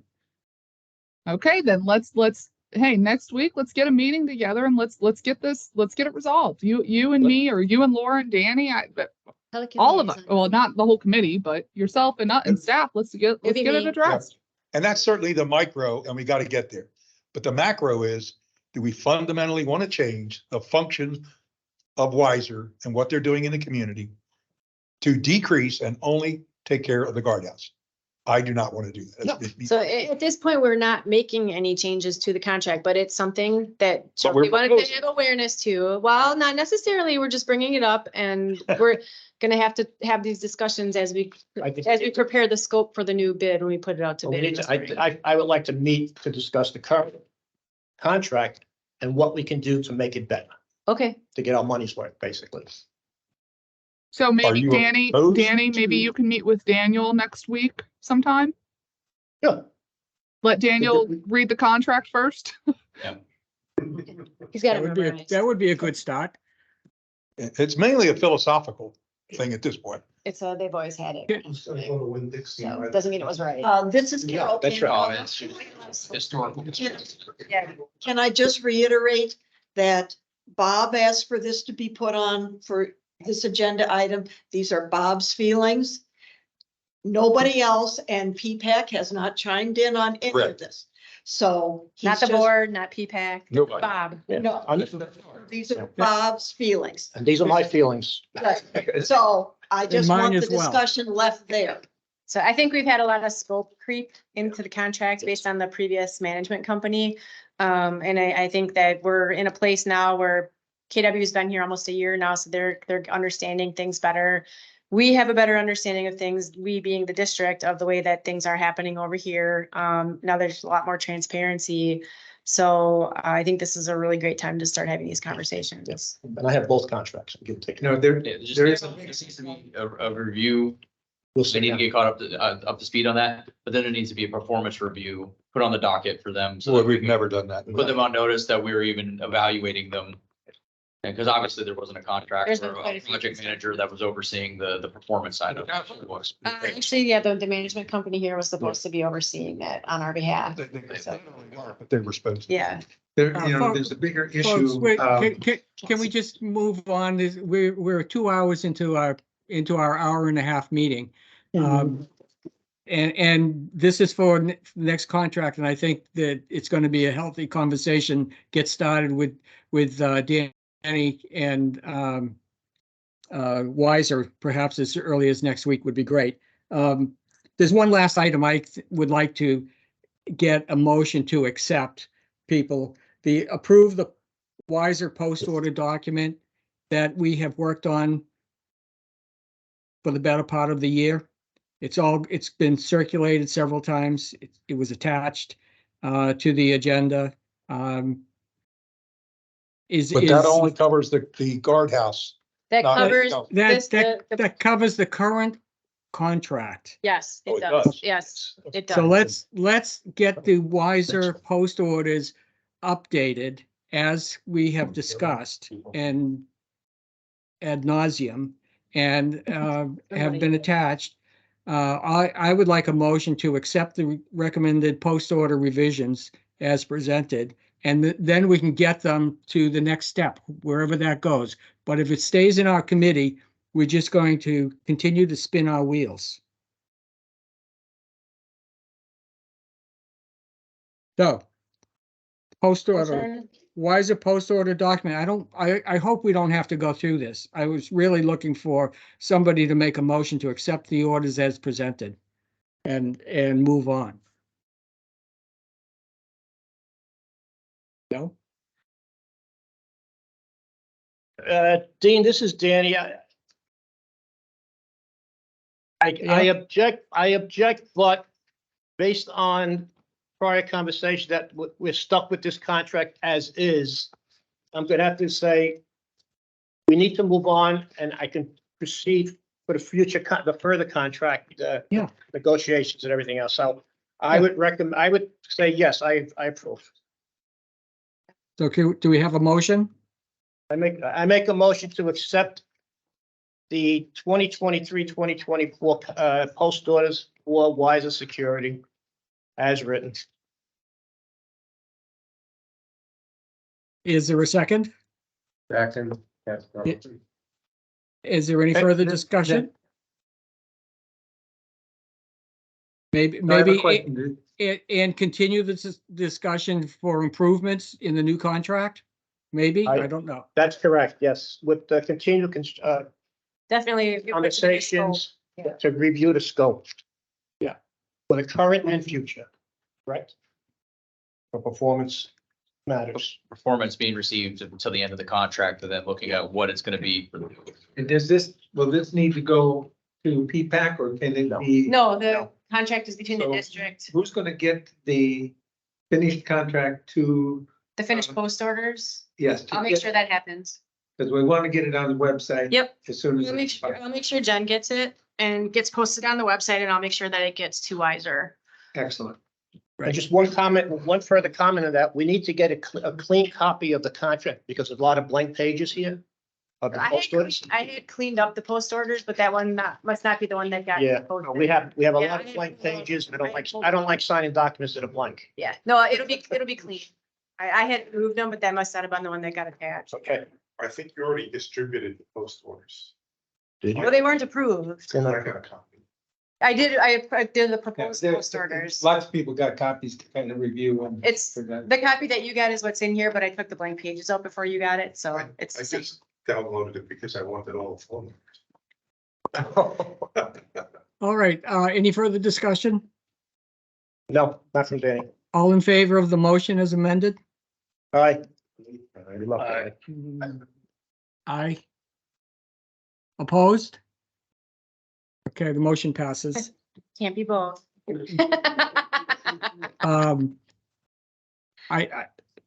I guess, personally, I've had enough of safety and security meeting today. I don't know that we need to continue. We can add these, project list and the speeding and Pelican Preserve items as, in the next agenda.